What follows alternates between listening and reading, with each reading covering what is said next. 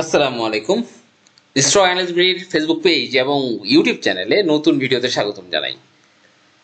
আজকে 13ই অক্টোবর সোমবার ঢাকা স্টক এক্সচেঞ্জের সার্বিক বিষয় নিয়ে কথা বলবো, সাথেই থাকবেন। এই সপ্তাহে আরো 3 দিন ট্রেড রয়েছে, আগামীকাল থেকে মঙ্গল, বুধ, বৃহস্পতি, 14, 15 এবং 16ই অক্টোবর, এবং মাসের মাঝামাঝি সময় অবস্থান করছি। মার্কেট বেশ কারেকশনে ছিল কয়েকদিন এবং আজকে 25 পয়েন্টেরও বেশি বেড়েছে। ট্রেড ভ্যালু 530 কোটি টাকা। এবং অবাক করা যে বিষয়টি আজকে যেটা ঘটেছে, যে আমরা গতকাল ট্রেড ভ্যালু ছিল 542 কোটি টাকা, আজকে থেকেও বেশি, কিন্তু আজকে ট্রেড ভ্যালু মাত্র 530 কোটি টাকা, 12 কোটি টাকা কম। তারপরও মার্কেট আজকে 25 পয়েন্টেরও বেশি বেড়েছে। গতকাল 81 পয়েন্ট কারেকশন হয়েছে। দেখেন, ট্রেড ভ্যালু কমেছে, সূচক বেড়েছে।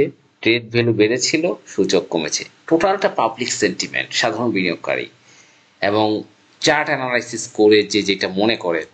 তা এই মুহূর্তে যে মার্কেটের যে সিচুয়েশন আপনারা দেখেন, ঢাকা স্টক এক্সচেঞ্জের আমাদের যে মুভিং অ্যাভারেজ উইকলি চার্ট যদি দেখি, 5200 মুভিং অ্যাভারেজের এই পয়েন্ট থেকে ঘুরে যাওয়ার কথা 5200, এবং সেখান থেকে কিন্তু টাচ করে উপরে আজকে বেড়েছে।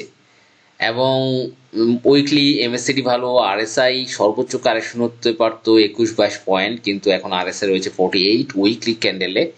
এবং ডেইলি ক্যান্ডেল যদি আমরা একটু খেয়াল করি, ডেইলি ক্যান্ডেলে কিন্তু আরএসআই অনেক ডাউন হয়েছে, আজকে 33 এবং গতকাল কিন্তু 30-এর কাছাকাছি নেমেছিল। এবং দীর্ঘ একটা কারেকশনের পরে আমরা যদি দেখি, আজকে কিন্তু মার্কেটটা প্লাস হয়েছে। এবং প্রথমে আমরা যদি বলি, আমি কিন্তু সবার প্রথম যখন 3 বা 4 সেপ্টেম্বর 3 সেপ্টেম্বর প্রথম বলি মার্কেট কারেকশন হতে পারে, এরপরে কারেকশন শুরু হলো। কারেকশন শুরু হওয়ার পর উত্থান করার চেষ্টা করলো, হতে পারলো না, আবারও কারেকশন।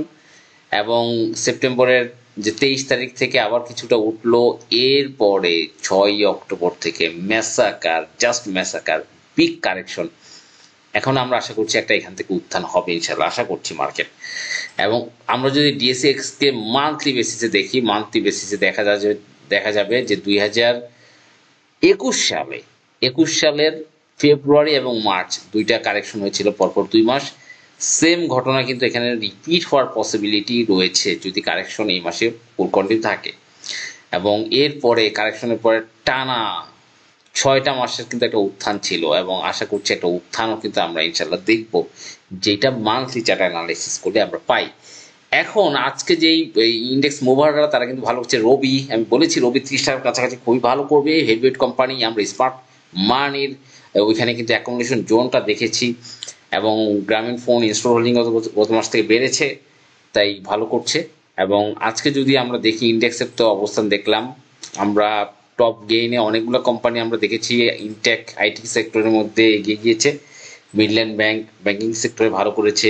আপনার 5টা ব্যাংক যেগুলো বন্ধ হয়ে নতুন ব্যাংক চালু হচ্ছে, জিআইবি, ফার্স্ট সিকিউরিটি, সেগুলো কিন্তু একটা স্টেবল পর্যায়ে ছিল। ইন্স্যুরেন্স সেক্টর যেদিন ভালো করে সেদিন কিন্তু অন্যান্য মার্কেটের অন্যান্য সেক্টরগুলো খারাপ করে, কিন্তু আজকে তার রিভার্স প্যাটার্ন দেখছি। ইন্স্যুরেন্সও অনেক সেক্টর কিন্তু বেড়েছে। এবং আপনারা জানেন ডিভিডেন্ড টাইমে কিন্তু একটা হট্টগোল চলে। বিডি ল্যাম্পস আজকে ডিক্লারেশন ছিল, ডিক্লারেশনও প্রিহিট ছিল, পার শেয়ারে 1 টাকা, ইপিএসটা মাইনাস ছিল, এই জন্য কিন্তু আজকে পতন হয়েছে 9% মতো। এবং এছাড়া আমরা দেখেছি যে সকল কোম্পানিগুলো মার্কেট কারেকশনে ভালো করেছিল, রহিমা ফুড সেটা আজকে বড় ধরনের কারেকশনে গেল। এছাড়া খান ব্রাদার্স যেগুলো মার্কেট কারেকশনে একটু ভালো করে, এটা কিন্তু টানা কারেকশনই চলছে। এছাড়া অন্য সিবিও আমরা দেখেছি কারেকশনে গিয়েছে, যেটা মার্কেট কারেকশনে অনেক ভালো করেছিল। টানা উত্থান আমরা দেখেছিলাম 214-15 টাকা, 16 টাকা পর্যন্ত উঠে গিয়েছিল, 1680। এখন যে বিষয়টা আমরা কথা বলবো, একটা স্টক নিয়ে কথা বলবো, dragon sweater, DSSL dragon sweater. কেন বলবো?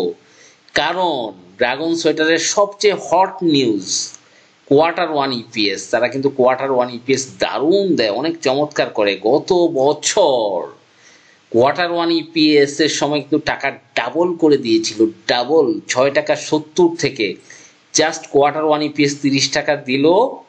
সেখান থেকে টানা উত্থানে আমরা যদি একটু দেখি, অবজার্ভ করি কি পরিস্থিতি ঘটেছিল। 6.70 টাকা থেকে উঠে গিয়ে 13 টাকা, প্রায় ডাবলের কাছাকাছি শুধু Q1 ইপিএস উপলক্ষে। এবং এর কোয়ার্টার ওয়ান ইপিএস ডিএসএসএল কিন্তু দারুণ হয়, প্রত্যেক বছর ভালো ভালো ইপিএস দেয় কোয়ার্টার ওয়ান, যার ফলে আনঅডিটেড ইপিএস অনেক বেড়ে যায় প্রত্যেকটা বছর। কোয়ার্টার ওয়ান গত বছর অনেক ভালো দিয়েছিল, তার আগে বছর 11 পয়সা, গত বছর 30 পয়সা। এবং এটা টেক্সটাইল, স্পিনিং মিলস, এবং সবচেয়ে মজার ব্যাপার এতে কোনো লোন নেই। 2016 সালে লিস্টিং, 16 সালের পরে এদের কন্ডিশন খুবই ভালো। এবং যখনই এই পর্যায়ে পৌঁছায়, 2020 সালে এই পর্যায়ে পৌঁছেছে, এখান থেকে কিন্তু একটা উত্থান আমরা দেখতে পাচ্ছি এবং আশা করছি এখান থেকে একটা উত্থান হবে ড্রাগন সোয়েটারের। 10 টাকা নিচে খুবই ভালো একটা রেট ডিএসএসএল এর। এবং এইটার যে নিউজ কোয়ার্টার ওয়ান, যেটা আমরা গত বছর যদি কোয়ার্টার ওয়ান দেখে, এবং এইটার ডিক্লারেশনটা কোয়ার্টার ওয়ানটা দিয়েছিল ডিসেম্বরের 1 তারিখ, এবং এইটার কিন্তু 19/1 ডিক্লারেশনের একটা মেসেজ আসবে, তার সাথে কোয়ার্টার ওয়ান ইপিএস এরও একটা আসবে, হয়তো এই মাসের লাস্টে বা আগামী মাসের ফার্স্ট উইকে আসার পসিবিলিটি রয়েছে ড্রাগন সোয়েটার।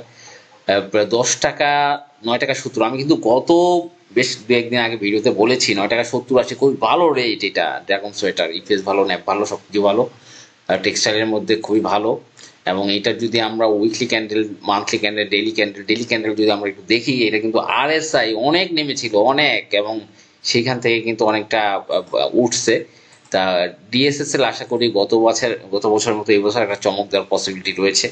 তা যাই হোক, আজকের ভিডিও এই পর্যন্তই। মার্কেটের উত্থান চলবে ইনশাল্লাহ, কারেকশনের দিন শেষ, এখন থেকে উত্থানের জন্য পুঁজিবাজার রেডি হচ্ছে ইনশাল্লাহ, আমরা সেই আশাটাই করব।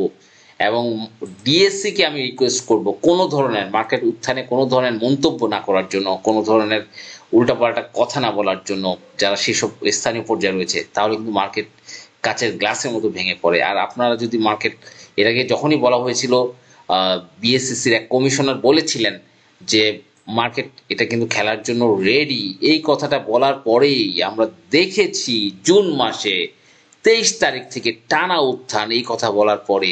কিন্তু যখনই একটা টানা উত্থান দিল, মার্কেট আগস্ট সেপ্টেম্বরে ভালো করছিল, তখনই আবার কিন্তু এনবিআর এর চিঠি, তারপরে যত নেগেটিভ নিউজ, যাদের কাছে হোল্ডিং যারা বাড়াচ্ছিল তাদের শেয়ারগুলো রিলিজ করার জন্য একটা ফোর্স অ্যাপ্লাই করা, সবকিছু মিলে কিন্তু একটা চরম পতনের দিকে মার্কেট কিন্তু চলে গিয়েছে। এবং এই পতনটা সর্বোচ্চ হয়তো 5065 পর্যন্ত হতে পারে, ইনকেস হতে পারে।